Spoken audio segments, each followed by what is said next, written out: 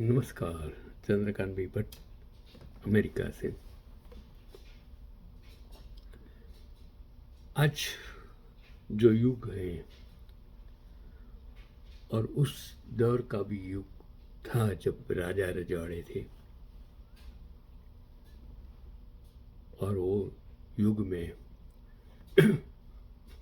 एक और मुगल थे, एक और ब्रिटिशर्स थे। उस दौर में न तो हिंदू मुस्लिम कुछ था, और देश की परिस्थिति इतनी थी कि कितने राजा थे, अलग अलग धर्म के और अलग अलग भौगोलिक स्थिति के अनुसार। ऐसी परिस्थिति में इकट्ठा होना बहुत मुश्किल था और लड़ना भी मुश्किल था ब्रिटिशरों के सामने। एक जब मैंने पढ़ा कि शुक्र अल्लाह उल्लाह टीपू सुल्तान के सातवें और सबसे पसंद के बेटे थे, और शुक्र उल्लाह से बड़े 6 भाई और थे, और टीपू सुल्तान को सबसे ज़्यादा प्रिय यही थे। वह शुक्र उल्लाह को अपना उत्तराधिकारी बनाना चाहते थे।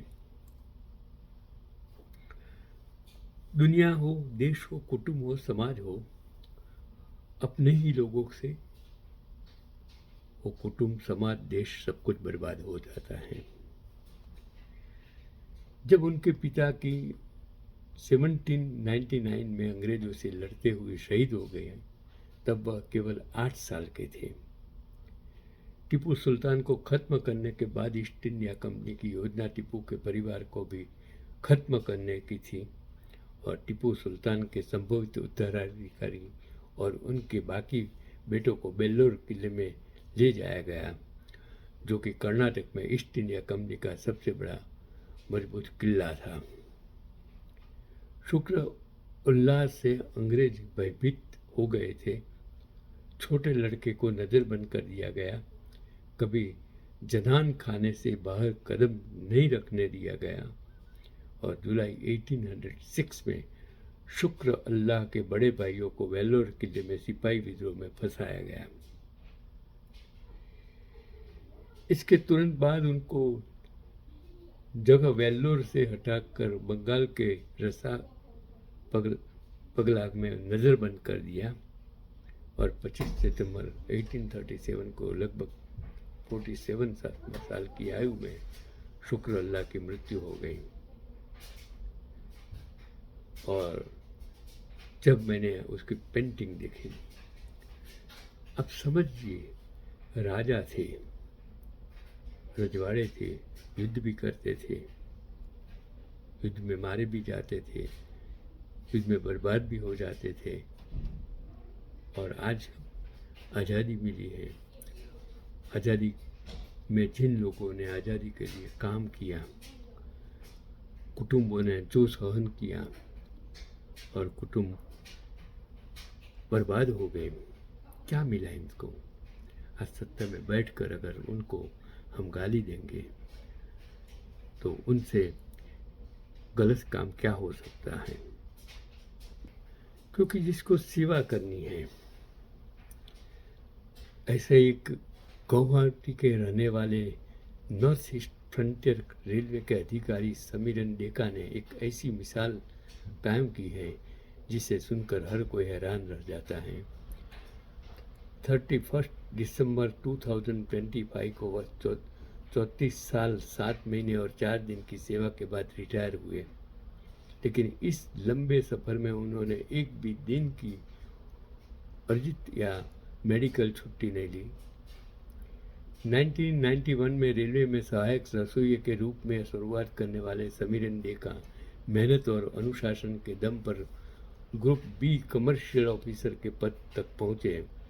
वह अपनी इन यात्रा का श्रेय परिवार के सहयोग, सही योजना और लगातार मेहनत को देते हैं, और रिटायरमेंट के पीछे के मौके पर उन्होंने कहा कि सफलता का कोई शॉर्टकट नहीं होता।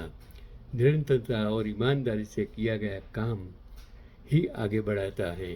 युवा पीढ़ी को उन्होंने यही सलाह दी कि लक्ष्य चाहे छोटा हो या बड़ा, सत्ता जरूरी नहीं है।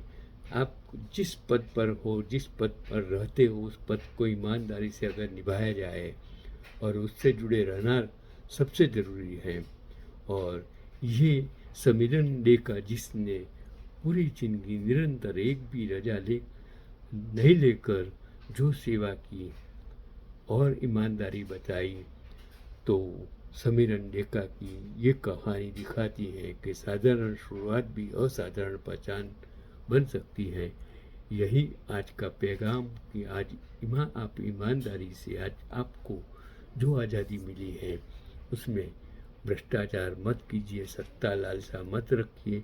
अगर सेवा करनी है तो आप बिना सत्ता भी कर सकते हो। धन महत्व का नहीं है। धन प्राप्त करने के लिए, सत्ता प्राप्त करने के लिए गलत रास्ता मत चुनिए। जो आज भारत में 2 करोड़ बेरोजगार सत्ता में आकर जो भ्रष्टाचार कर रहे हैं, देश की बर्बादी कर रहे हैं, 2 करोड़ जो साधु संत जो कुछ करते नहीं हैं, सिर्फ अपने आप को कार बनकर साधु संत बना देते हैं, उनसे बचने की ज़रूरत है। अगर सेवा करनी है तो सिपाहियों से सीखिए जो बॉर्डर पर अपने आप को 24 घंटे सेवा दे रहे, अपनी कुर्बानी दे रहे हैं, शहीद हो रहे हैं। यही आज का पैगाम।